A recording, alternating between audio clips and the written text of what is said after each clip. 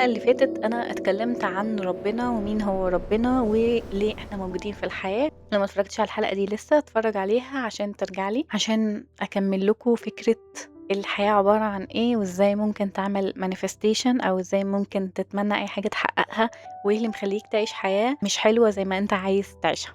انا في الفيديو اللي فات اتكلمت عن رحلتي اكتر ما انا اتكلمت عن ربنا، فانا النهاردة هشرح لكم مين هو ربنا بقى بشكل حقيقي، بشكل فيزيكال، بالعلم بقى، مش بالكلام ومش بالتجربة.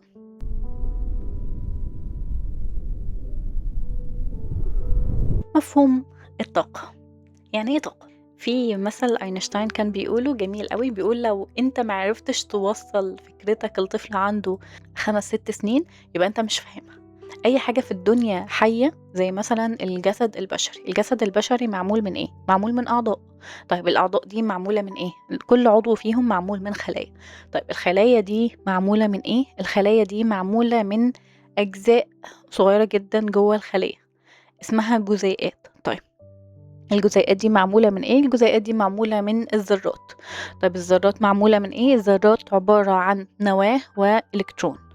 طيب نواة والكترونات حواليها. طيب النواة دي عبارة عن ايه؟ هتلاقي انه كل ما دخلت جوه جوه جوه هتلاقي انه الذرة اللي هي الوحدة الأساسية اللي عاملة كل حاجة في الكون هي عبارة عن 99.99% منها void energy، حاجة ملهاش تقل، ملهاش كثافة، حاجة ملهاش وزن، وهي اللي بتوجد كل حاجة حوالينا. ده معناه ان 99.9 من جسمك كله عبارة عن طاقة، بيور طاقة، وواحد من 1000% ماتيريال، مادة. طيب ليه أنا بشرح فكرة الطاقة؟ بشرح فكرة الطاقة عشان زي ما القرآن وصف ربنا، قالك لم يلد ولم يولد ولم يكن له كفوا أحد. يعني ايه الكلام ده يا آية؟ يعني ربنا هو عبارة عن حاجة لا اتولدت ولا هتتولد وملهاش لا بداية ولا نهاية، وهو ده نفس التعريف أصلا بتاع الطاقة.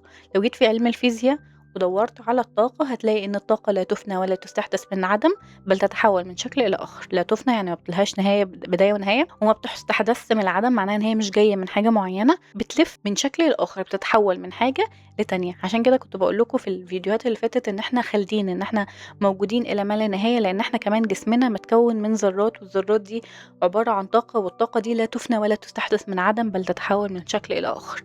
وده بالفيزياء اللي بيأكد كلام ربنا وبيأكد الكلام الحقيقي إنه إحنا عبارة عن طاقة ملهاش بداية وملهاش نهاية، بس بتتحول من شكل للآخر.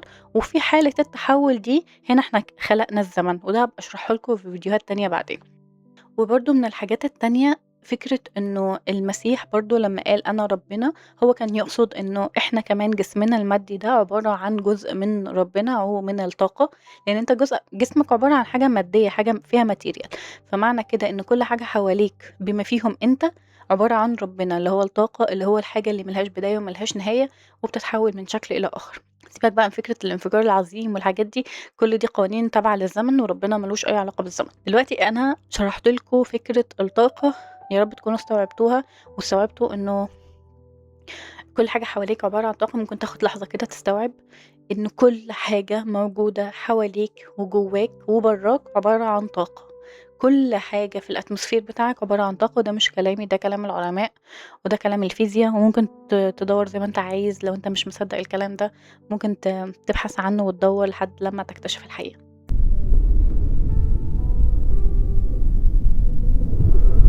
طيب دلوقتي نيجي على التوبيك التاني، وهو احنا متكونين من ايه. احنا متكونين من ايه؟ عشان اشرح لك احنا متكونين من ايه محتاجة اشرح لك حاجة في البداية، ان الطاقة بتاخد اشكال مختلفة.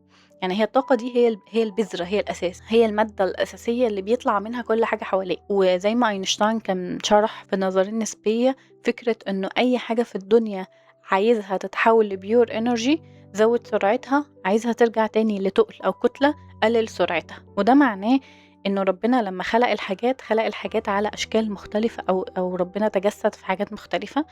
فالحاجات المختلفة دي كلها مكونة جسمك، فانت عبارة عن كذا حاجة، مش حاجة واحدة بس. انت مش جسد بس، ومش فكرة بس، ومش عقل بس، انت كذا حاجة. فانا هحاول اشرحهم لك بشكل مختصر قدر الامكان، وهقول لكم الكلام ده هيفيدكم بعد كده في ايه. تعالوا نبتدي من بره لجوه. خلاص، اول حاجة بره خالص في حاجة اسمها الحقل الأثيري. الحقل الأثيري ده اللي هو الحاجة اللي حوالين جسمك داير ما يدور، بعيدة عنك مسافة معينة وموجودة عند كل البشر. والحقل الأثيري ده لما الناس بتقرب لبعضها، عشان كده نقدر نقرا طاقات بعض لما نكون قريبين. في حد كده أول ما يقرب منك تحس انت مش مرتاح، وفي حد أول ما يقرب منك تحس ان انت بتحبه ومستلطفه، والشخص ده جميل بالنسبة لك. ده معناه ان هو دخل في الحقل الأثيري بتاعك، وهنا انت بدأت تحلل الطاقة بتاعته وتشوف اذا كان الشخص ده كويس او لا. وهتلاقي الأطفال الحقل الأثيري بتاعهم آم، الأطفال بيبقوا واعيين بيه أكتر مننا، فبيبقوا شايفين الحقل الأثيري بتاعهم أكتر مننا بكتير، وبيتأثروا جدا جدا جدا بالطاقات بتاعت الناس. ولو في حسد أو حاجة تلاقي على طول مرض. الأطفال بتبقى أرواحهم شفافة، لأن هم ما بيبقوا لسه ما تكونش عندهم الإيجو اللي هو البيرسونا اللي هشرحها لكم بعد كده. فدي أول حاجة اللي هي الحقل الأثيري، ده اللي هيبقى بره جسمك، ده اللي هو بره الحيز بتاعك. بعد كده هندخل على الحاجة التانية اللي هي الجسد المادي، خلايا والأعضاء اللي مشغلة النظام ده كله. حتى بيسموها في لغة الكسارة المركبة زي كلمة مركبة، جاية من كلمة مركبة اللي هو الحاجة اللي انت الروح بتركبها أو بتدخل فيها عشان تعرف تمانيفست أو تكون موجودة في 3D dimension أو في البعد الثالث. لأن الروح هي عبارة عن connection ما بينك وما بين ربنا، والروح بتقدر تتصل بالأبعاد التانية، لكن الجسد موجود بس في البعد بتاعنا ده اللي هو البعد ال 3D. تالت حاجة هي الروح، والروح بتسكن جوه القلب.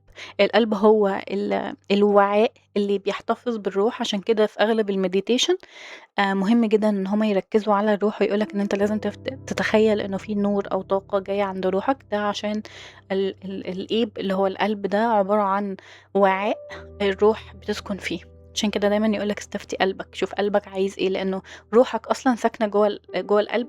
فالقلب اكتر واحد كونكتد بالروح، واكتر واحد كونكتد الحاجة اللي انت المفروض تعملها في الحياة دي. فعشان كده دايما قلبك بيبقى حاجة مختلفة. وخليني بس افرق لكم بعدين ما بين انه المشاعر حاجة والقلب حاجة تانية، والاتنين مش نفس الحاجة. ممكن مشاعرك تقولك حاجة وقلبك يقولك حاجة تانية، ده هشرحه في توبيك تاني. رابع حاجة وهي الإيجو أو النفس.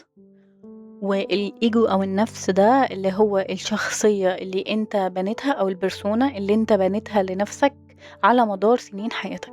يعني انت بتتولد عندك زيرو ايجو، مفيش ايجو خالص. الايجو ده اللي هو نظرتك لذاتك، اللي هو انت مين جواك. خلاص، التعريف اللي جوه عقلك عنك اللي هو بيبقى جواه العادات والتقاليد وافكارك عن المجتمعات، افكارك عن الناس، وجهة نظرك بشكل كبير. والايجو ده بيلعب دور كبير. في ناس كتير بتعاديه، وناس كتير بتقول ان هو حاجة وحشة، وان هو دايما بيعادينا، وان هو اسوأ حاجة في الحياة. بس هو وظيفته، هو ليه وظيفة يعني مهمة. لانه من غير الايجو انت عمرك ما هيكون عندك صورة ذاتية لنفسك، وهتشوف نفسك كل حاجة هتتحد باليونيون او الروح. من غير الايجو ده او اللي هي البرسونا دي، عمرك ما هتكون عندك تجربة، لان انت هتبقى انت كل حاجة ولا حاجة، فمش هيبقى في تجربة خالص. النفس او الايجو والروح الاتنين عكس بعض.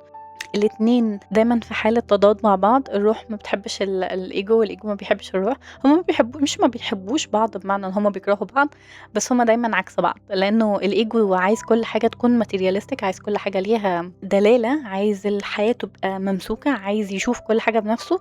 اما الروح، فالروح عارفة ان هي unlimited، عارفة ان هي خالدة، عارفة ان هي تقدر تعمل كل حاجة، مش محدودة بأي حاجة. فتخيل ان انت عندك حاجة غير محدودة تماما تماما تماما، وعندك حاجة بتمثل الحد، أو بتمثل إن أنت تكون محدود في كل حاجة. فحتى الإيجو ده دايما ما بنيجي نلعب في السيكولوجي، بنلعب في الحتة بتاعة الإيجو، اللي هو احنا ممكن نبرمج الإيجو بتاعك، أو اللي هو البرسونا بتاعتك، وبالتالي بتغير حاجات كتير في حياتك، بتغير شخصيتك، بتغير الناس اللي انت بتتكلم معاهم، بتغير كل ما غيرت الإيجو اللي هي نظرتك لذاتك، كل ما الاكسبيرينس بتاعتك بتتغير بشكل كبير. اما الروح دي حاجة تانية. والروح كل ما كنت كبتها، كل ما دخلت في الدبريشن او الاكتئاب، او ان انت ما تبقاش سعيد في حياتك، او حاسس ان حياتك ليها معنى. مش سعيد بمعنى سعيد، ولكن بتحس انه الحياة ملهاش معنى، ملهاش قيمة. فده كان الايجو او النفس. الناس بتقول عليها النفس، او البرسونا اللي هي الشخصية بتاعتك. خامس حاجة واخر حاجة معانا في الباكج اللي جاي معانا هنا الأرض هو العقل. العقل ده حاجة قوية جدا، والعقل مقسوم 2، نص مع الروح ونص مع الجسد أو النفس. والعقل ده اللي هو العنصر المحايد، العقل عنصر محايد وجميل، لإنه هو لا مع الروح ولا مع النفس، هو ما بين الاتنين، عندك نُصّين حتى العقل كعضو يعني مقسوم نُصّين، نُص تبع الروح والخيال والإبداع وإنك تستشعر كل حاجة حواليك وتتبسط بكل حاجة وتconnect مع كل حاجة، ونُص تاني logic جدًا وعايز كل حاجة بالأرقام وكل حاجة تبقى واضحة جدًا وصريحة جوّه الmatrix، فنُص ماشي مع النفس أو الego ونُص ماشي مع الروح. فالعقل زي ما تقول كده هي حلقة التواصل وحلقة الميزان الجميل، ولكن أنت لو عايز تتصل بربنا فأنت لازم تنيّم العقل والego والجسد عشان تخلّي بس الروح هي اللي موجودة، وعشان كده في الmeditation بنعمل إيه، بننيّم أول حاجة الجسد، تاني حاجة بننيّم النفس، تالت حاجة بننيّم العقل، عشان نخلّي الروح تتصل بربنا، وأنت طبعًا هو الوعي اللي مُدرك للexperience دي.